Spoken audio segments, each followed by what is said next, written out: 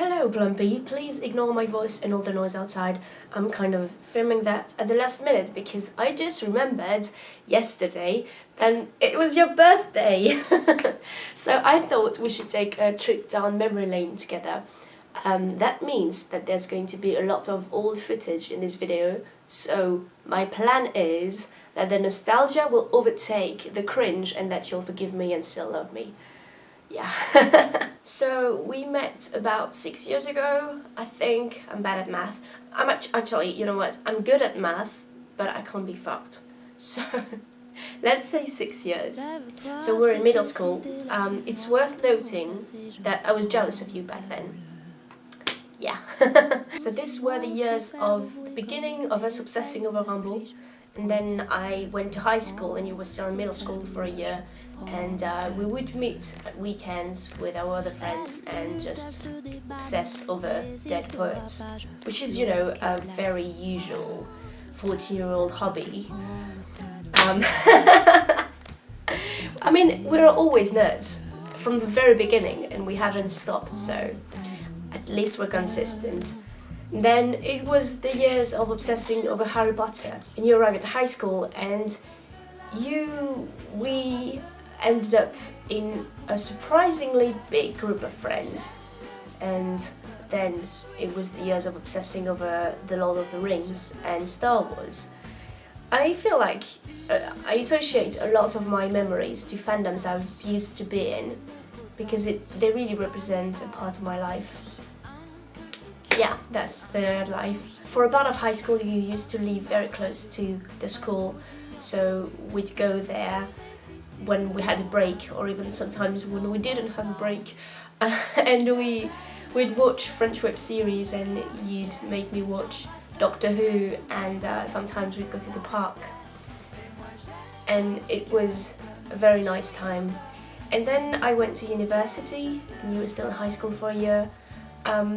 I'd still come back on Friday evening and just crash the high school, which was absolutely not allowed, but I'd still do it.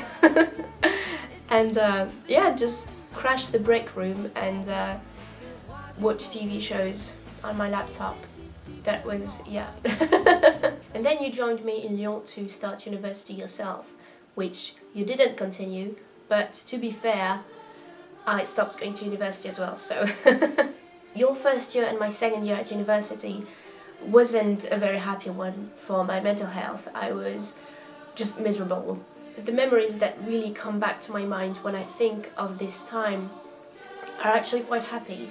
They're about me taking the tube for half an hour to meet you at your flat, and our evening would end up with you sleeping and me watching a TV show you recommended to me on my Netflix account on my laptop, but in your flat, and then I had to wake you up to go away because it wouldn't really have been polite to just leave. And you'd come to my place and we'd chat and eat. We ate a lot. And watch some movies sometimes, and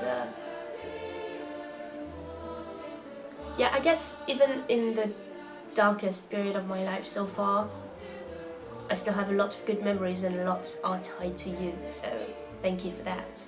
And then by the end of that school year, I'd stopped going to university. I think you'd stopped as well.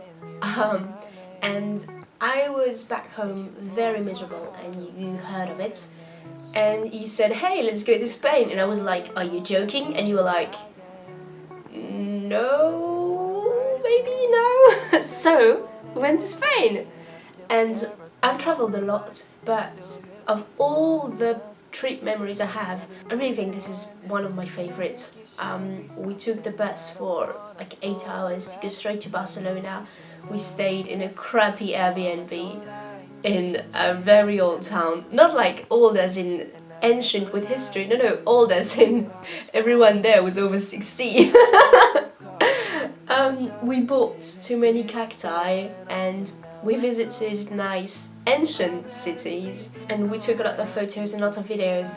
I always love being out with you to film because I think we made a great team.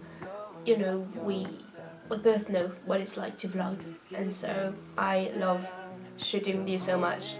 And then there was last summer. The memories with you I have from then are of me driving you around. I had my driving license and my mom would let me use her car, so I'd just pick you up and would be that teenage cliche, playing the music too loud with the windows open, and it was so warm, so warm. It was actually kind of boiling hot, but we had a car and we'd just drive to the lake and take photos and probably eat. And then I'd take you back to your job. It just really feels like this American teenage cliche, and I loved it. I loved it. And then I moved to another country, and well, it's a bit harder to spend afternoons together when there's literally sea between us. The last time I saw you was when I came back home for Christmas, and I spent a few days at your flat with Charlotte. And it was a really sweet few days filled with Tom Rosenthal musics and hot chocolate and good wine and a lot of filming or talking about filming and talking about memories and looking at old footage. I was sort of taken back to my life in France because I really feel like there's a huge difference between my life here and my life there. But it really helped me make the connection again, and you are an enormous part of my life in France. When I think of my life in France, I think of my parents, of my home, and a few friends, including you. So yes, you are a massive part of a lot of my favorite memories. So thank you for that. I love you very much. I love how you are always singing, even though it can be annoying sometimes. And I love how artistically sensitive you are. I love how you care for your friends. I love how ideas form in your mind and how I don't always get them, but I'm always happy to hear them. I love how you're good at doing your makeup and you truly think of it as an art. I love you, and I wish I were there to celebrate with you, but that's not happening because there's the sea, remember? So instead, here's this video. Have a good day, have a good year. I can't wait to see you again, and never forget how much I love you.